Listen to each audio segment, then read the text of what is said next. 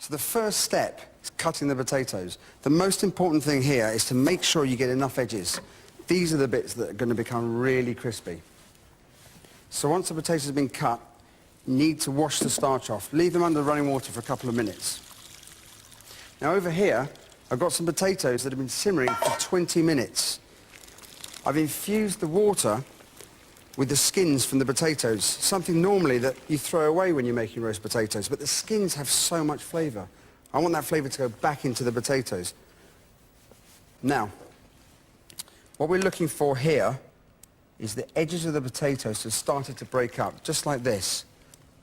Now don't worry, all of this broken surface is going to absorb the oil while the potatoes are roasting, and that's going to make the crust really juicy. So at this point, we need to drain the potatoes. It's very important to take them as far as possible. The problem with that, if you take them literally seconds too far, you're going to end up with potato soup. And any small bits of potato that are broken off, stick them in. We want those in the oven as well, because they're going to give us beautiful nuggets of really crisp roast potato.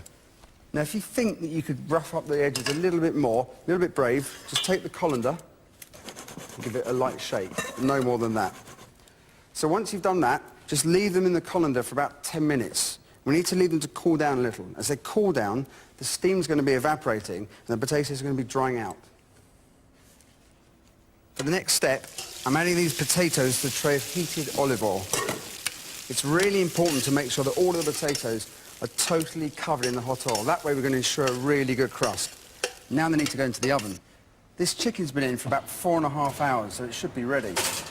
Now what we need to do is crank the oven up, because the potatoes are going to need 190 degrees centigrade.